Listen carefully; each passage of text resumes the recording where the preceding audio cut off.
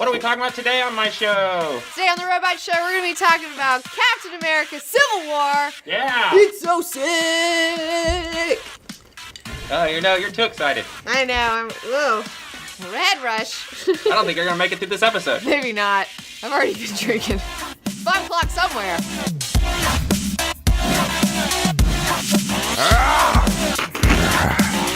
You better slow down, comic book girl. I know. I'm a mess. Go Ant-Man. Ant-Man! Team Ant-Man. Spider-Man. Woo! Tell me what happened. All right, Captain America Civil War is an ideological dispute.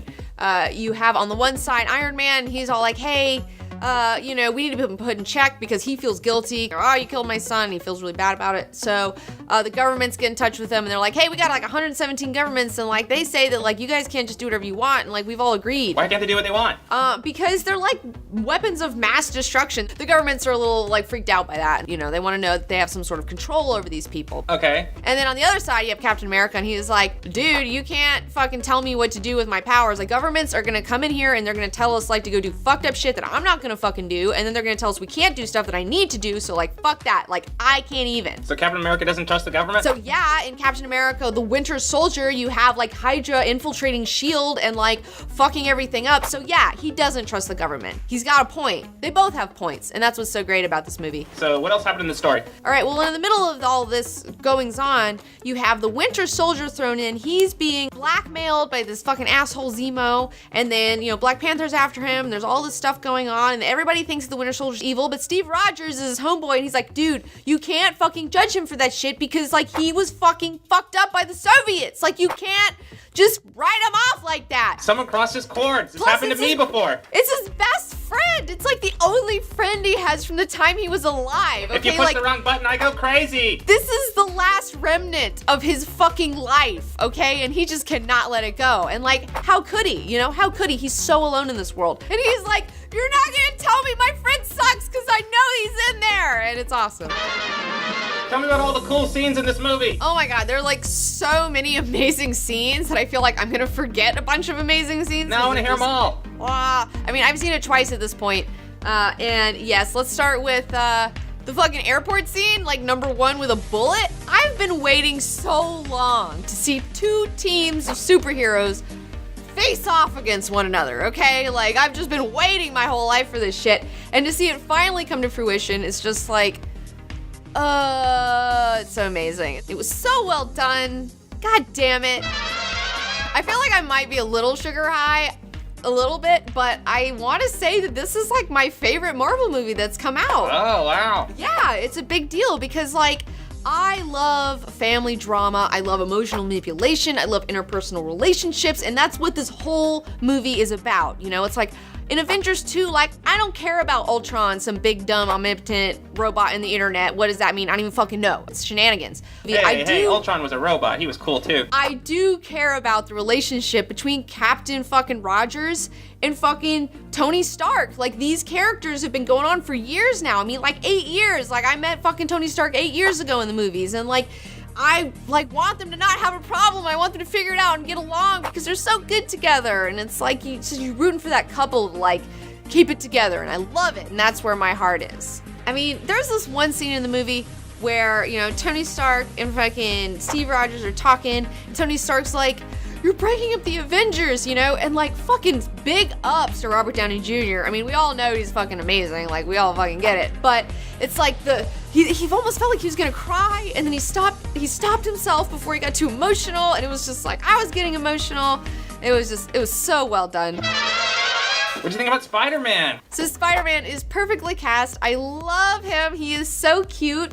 I love that within the fighting scene when they're at the airport, he keeps talking and like Falcon's like, there's not this much talking and fighting, right? Like it's so perfect. And I also love that they're doing kind of like the more tech, like dorky Spider-Man versus like the funny, like whatever Spider-Man. Like this is great. Like he's so cute. I'm all in. What'd you think about his web powers? I loved how he was using his webs. Like they fucking did so much great stuff with his webs. The way he was like, and like pulling himself and like swinging around. Like I was so fucking in. He was really springy. He's so springy, and he's like the right size, and he's tiny, and he's like, and he's a kid. I like when he stuck to walls. Oh my God, he was so fucking cute. I love him. And it's also in the comic books, in the Civil War storyline, Spider-Man is on Iron Man's team, but he's a lot older and stuff like that. Like, it's totally different. But Iron Man does give him a spider suit that's like an Iron Man spider suit that's like yellow and red. But like, it's awesome to translate that way better in this movie, where Iron Man gives him the suit and then he's got the eyes with the tech that go like wider and smaller, which looks so good on screen, and it totally forgives it and doesn't make it weird or stupid that he has those. Like, Sony did the fucking right thing by sharing custody of Spider-Man with fucking Marvel, and look what they did. And look what Marvel did with Spider-Man. They fixed him in like 2 fucking seconds. Like, in 2 seconds they fixed Spider-Man. What do you think about Ant-Man? Okay, so Ant-Man's my fucking favorite. Okay, Ant-Man is like so fucking good. I love Paul Rudd. I've been following his career. Like, is he a DILF? Like, what is the deal? Like, I love Paul Rudd. What's a DILF? We'll teach you about that later. Ant-Man had totally my favorite line in the whole movie when they're at the airport scene and he gets this fucking shield away from Spider-Man and gives it back to Captain America, and he's like, "Here's your shield, Captain America." And like, he's so fucking pumped to be on the fucking team, just like I would be fucking pumped. Like, I would be saying Captain America like that shit too. Like, I fucking died laughing. Like, he was so good. And then when he turned into Giant Man, woo!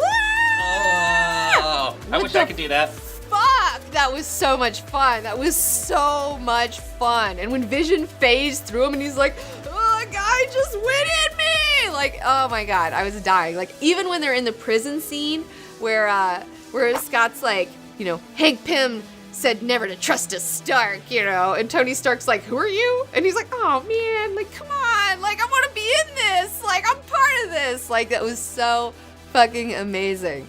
That scene, man. Oh, it's cool when Spider-Man swung around him and take his legs out. Oh, yes, the whole Spider-Man, the AT-AT thing. Like, I can't even believe they put in a Star Wars joke that I laughed at, because I'm, like, so anti-Star Wars, because I'm kind of an asshole. But, like, I loved it. What do you think about Black Panther? I really enjoyed Black Panther. He's a character in the comics that I've never really connected with, because he's, like, so serious and shit, and I'm just like, that guy's no fun, whatever.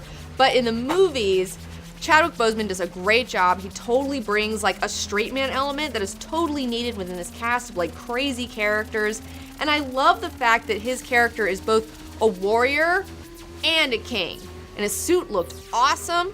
I loved his like little moves and shit. And he was fucking like going down the fucking side of the deal. I'm a fan of cats, so I'm all about them cats.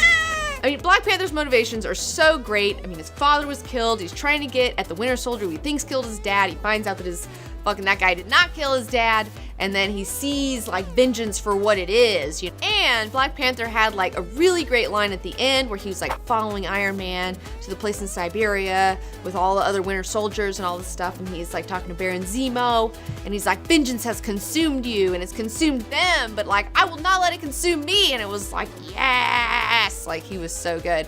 That was such a good line. He like fucking wrapped it up so good. So it looked like Captain America finally got some romance going on in this movie. I know, I'm so excited for Steve Rogers. Like, I want to see him get laid. Like, he deserves it. Like, he's a good guy. Like, he needs a chick. And Agent 13, Sharon Carter and him finally share a kiss. We found out that she's related to Peggy Carter. So, I mean, it might be a little kind of awkward, but whatever, it's fine. She's dead now. Wait, they're related? What are you talking about? Well, yeah, Peggy Carter is the aunt to Sharon Carter. But Captain America didn't know that, and now he's like, "Oh, dang, you're like blood related to like my hot chick who turned into an old chick, and then I couldn't be with her, so maybe I could be with you instead because you have similar qualities." It's hot. Okay, that sounds complicated. Well, and I also love the scene where you have Peggy Carter's funeral. Captain America is there. Sharon is asked to come up to do like say some words, and she talks about how, I asked my Aunt Peggy how she was such a badass in a time when women, like nobody wanted a woman to be a badass, and how Peggy said to her that you have to stand your ground, like no matter what, and when everyone's telling you to move, like you don't move if you know that shit's right, and how that was just the perfect motivation for Captain America to finally make up his mind about not signing the document and not going with the fucking Sokovia Accords. Like Peggy was talking to him from beyond the grave saying like, "Hold your ground, Steve," like that was her last message to him. Man, such good motivations. Super good writing. Like, there's a lot of good writing in this. So what do you think about the directors of the movies? Man, the Russo brothers are just slaying, okay? I mean, I feel like they've written their ticket in Hollywood after having like 2 giant hit movies in like 3 years. Are they the next Steven Spielbergs? I mean, like, they're somebody to watch for sure from now on. And I'm so amazed at how well they are at directing action. I mean, these action sequences are just like top of their game, you know, just top of their game. Oh, yeah. Honestly, I don't know how they did it, but they somehow made room for everybody and everything in this movie. It's perfectly poised, it's perfectly balanced. They have a really great moment where they even forgive Iron Man 3. I can't believe they got me on board with forgiving that dumbass movie, okay? Because like when he killed like all of his Iron Man suits at the end, and then Pepper Potts is the hero that saves the day. Yeah, that was a bummer. It was lame. I would never blow up my Iron Man suit. It was lame. And in one sentence, they forgave the whole thing, where Tony Stark is talking to Steve, and he's like, hey, me and Pepper are on the outs. You know, I almost lost her once, and I blew up all my Iron Man suits because I was gonna like try to like keep her, and like that's how I wanted to keep her, but like I can't stop because I don't want to stop because I want to be Iron Man, and how like that's driving a wedge between their relationship. And I was like, okay, forgiven. Like Iron Man 3 is totally forgiven. In conclusion, Captain America Civil War is, you know, I think a really important movie, despite being a blockbuster, tentpole, fun entertainment movie, because I feel like comic book characters are very powerfully charged symbols, especially Captain America in particular. And I don't think that Captain America just stands for America, like he used to just stand for America, but I feel like now he stands for humanism on a global scale. Okay, he stands for the individual freedoms, he stands for personal responsibility, he stands for like the little man who like knows what's right and will do like what's right no matter what, and how we have to like be able to trust ourselves, our foundation, like our people is what's important. It's not top down, it's bottom up, and you're only strongest as your weakest link, and we all have to take care of our own. And that's why I'm all about Captain America Civil War. I'm all for fucking his deal. Like, yes, let's fucking make ourselves better people. Let's fucking learn how to use our powers and use them responsibly, and then we won't need a giant dumb government that's super corrupt to tell us what to do with ourselves, because we're gonna know what to do ourselves, because we're fucking awesome.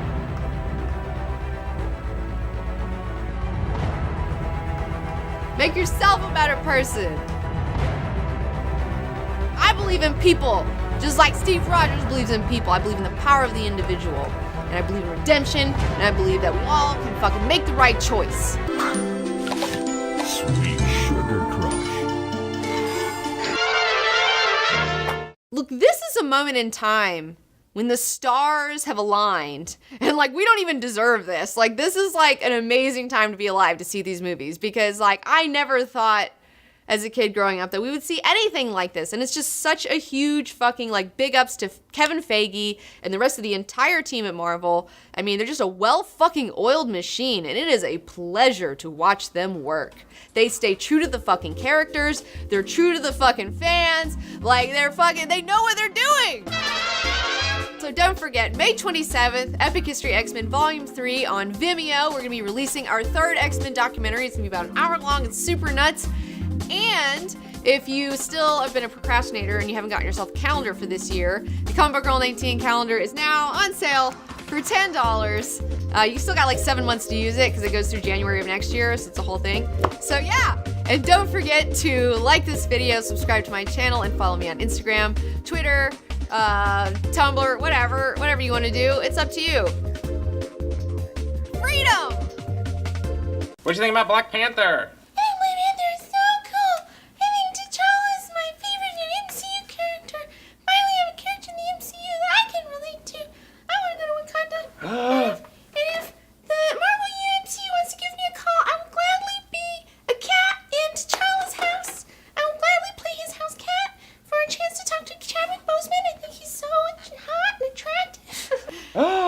Oh my gosh!